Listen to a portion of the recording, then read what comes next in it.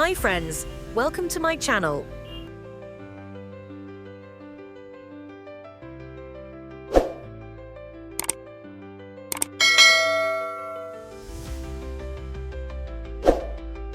This video is sponsored by Buy Modi Shopping.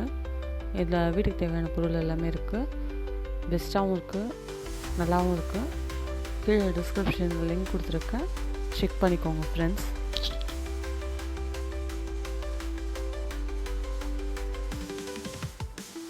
Chemmani கிராமம் மிகவும் அழகான இடமாக இருந்தது.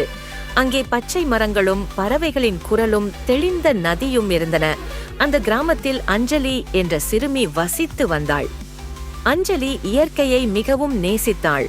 அவள் தன் வீட்டின் பின்புறம் ஒரு பெரிய தோட்டத்தை வைத்திருந்தாள்.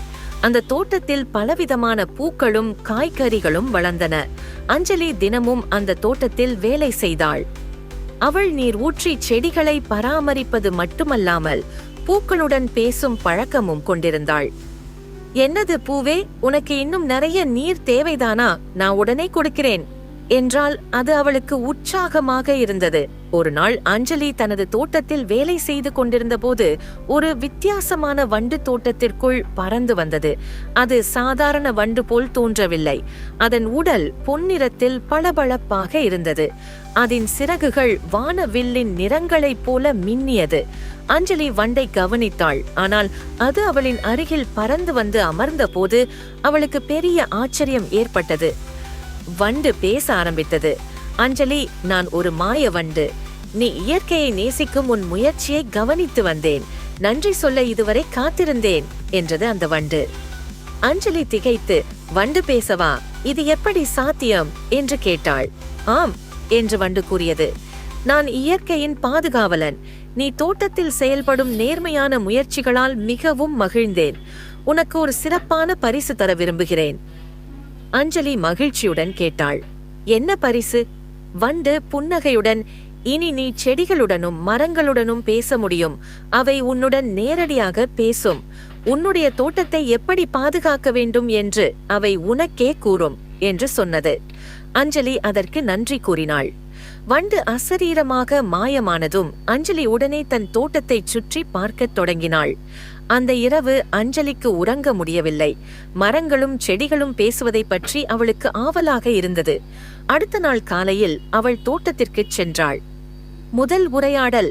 ஒரு துளசி செடி மெதுவாக, அஞ்சலி, உனக்கு நன்றி. நேற்று நீ என்னை சுற்றிய பூச்சிகளை நீக்கிவிட்டாய். இப்போது நான் சுகமாக இருக்கிறேன் என்றது. அஞ்சலி அதிர்ச்சியாக, அம்மா, இது உண்மையா? நீ நன்றாக இருக்கிறாயா என்று கேட்டாள். துளசி செடி பதிலளித்தது, ஆம், ஆனால் இன்னும் சிறிய பூச்சிகள் சில இருக்கின்றன. அவற்றை நீக்குவாயா? அஞ்சலி உடனே அது சொன்னபடி செய்து முடித்தாள். அன்று முதல் அஞ்சலிக்கு தோட்டத்துடன் தனித்தனியான நெருக்கம் ஏற்பட்டது. செடிகள் அவளுக்கு தங்கள் தேவைகளை நேரடியாக சொல்ல ஆரம்பித்தன.